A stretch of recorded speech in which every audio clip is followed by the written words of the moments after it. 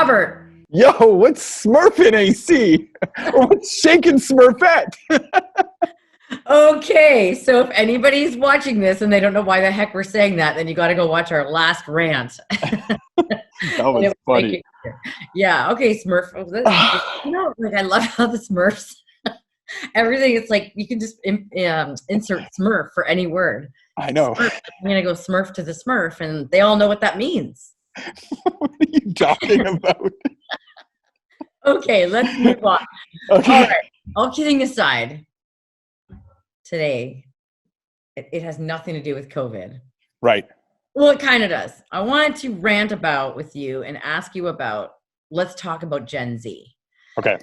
Or as we like to say in Canada, Gen Z. I don't know if we do say that, but it kind of has to do with COVID because there seems to be this sort of uptick for some people in franchise candidate leads because people are reevaluating their lives. And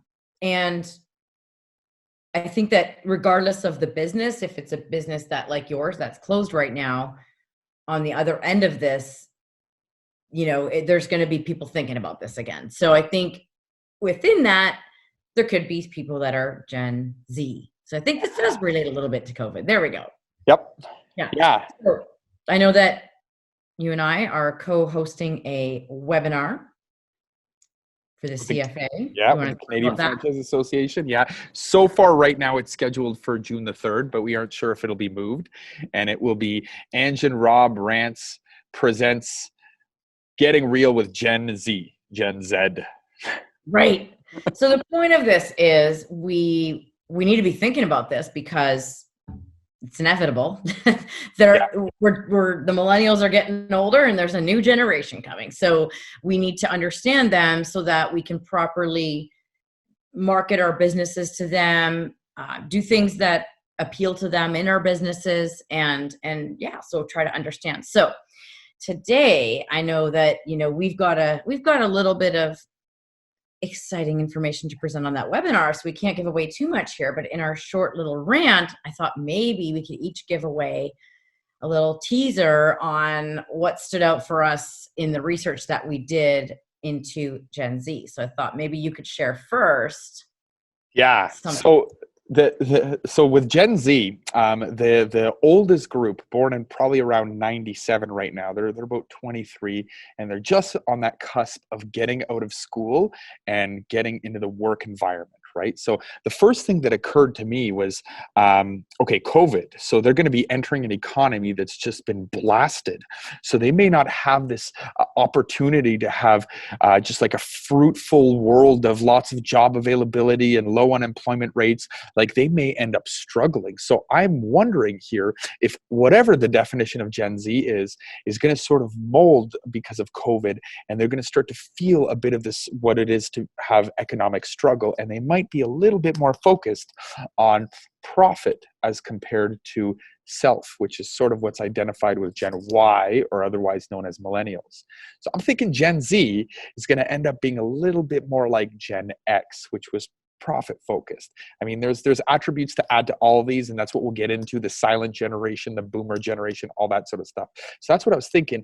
And through my research, I actually found that studies have found that they're already starting to focus on profit, but not for the purpose of having money and just trying to join the 3 comma club, but because they see the value in profit. They see the value in growth in their job and the what position they have. They see the value that their organization may offer to the world. So their profit, their need for revenue, and how all their values and ethics are associate together kind of falls under a global concept of purpose. So that's kind of what I'm thinking Gen Z is going to be looking like. How are you, Smurfette? La la la la la la. Anyway, so what stood out for me that I think is really interesting that we need to talk more about is their need for individuality. And I actually see this in my kids, but in particular my daughter, where it's really important to be individual versus following the trends of the group and that sort of thing. And I think the way that is going to impact business and especially franchising is that franchise companies that are more unique, which is really happy. Like I see a lot of very interesting franchise companies popping up. Everyone always thinks I work with like the A&Ws of the world and Dunkin' brands. And it's like, no, I've got, cat hotels and VR companies and, all these interesting things. And I think that those companies are actually going to do well because of this. If they're looking for individualism, they're going to be looking for what matches to their interests and desires and needs. And I think that there's going to be more and more opportunity for that. And I'll say, when my dad franchised M&M meat shops, now called M&M Food Market, that was even kind of unique because back then it was mostly quick service restaurants. And they were like, well, maybe we can use this franchise model to grow. And they figured that out. So like since then, it's incredible to see what people have franchised, the types of business. There's everything out there. There's termite removals. There's even a business that franchises circumcision. Really? Yeah, for real. Yeah. So like, I know, maybe we have to censor that out, but like, there's some interesting franchises out there. So, I think that is going to be a good match to have all those options and ways for these Gen Z kids to express their individuality. Yeah, so that's another good piece of research that we found. This is going to be such an awesome webinar. I'm so excited to do it with you. La, la, la, la, la, la, sing a happy song. La, la, la, la, la, Smurf the whole day long. Smurf along with me. Simple as can be. Next time you're feeling blue, just let a smile begin. Happy things will come to you. So Smurf yourself a grin. There's so many factors that are coming into play, and the research that you and I have been doing, there's just more and more getting pummeled on us. And I got to tell you, I'm a little afraid that the webinar we're going to do with the Canadian Franchise Association isn't going to be long enough for this.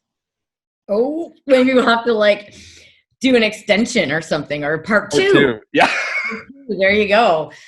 Yeah, it's interesting, and I think that we need to be ready. These guys are going to be. It's inevitable. And you know what? There was something else you said that was really interesting, that you believe that franchising is a great way for somebody to get acquainted with business or a business model when you get right out of school, right?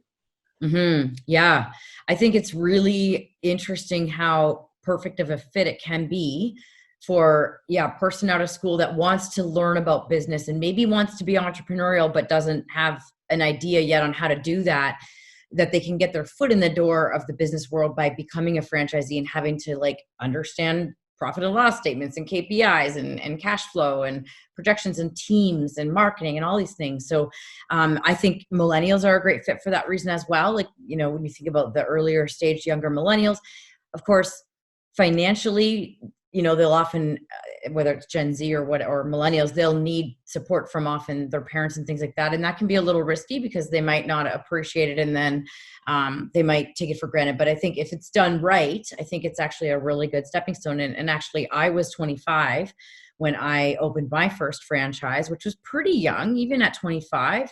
A lot of people would come into my stores and be like, I need to talk to your manager. And they'd look over at our guy that worked for us. That was maybe at the time 50 when I was 25. And they're like, that must be the manager. And I'm like, he's like pointing to me, and I'm like, hi. But I learned so much because of that. Like I learned about taking responsibility and about cash flow and leading a team and all these things. So yeah, I think it's a really good opportunity for young people, regardless of regardless of what we're calling the generation. I guess I would just say in general, it's just a good experience. If the parents are willing to help out or co-sign, like in my case, we're lucky to get some co-signing going so that we could get the financing we needed. Yeah. Okay, listen, I have wine waiting for me. So let's wrap this up, okay? Well, it is Wine Wednesday. Yes, it is. Okay, you ready for this? Yep. 3, 2, 1. Go be awesome. Go be awesome.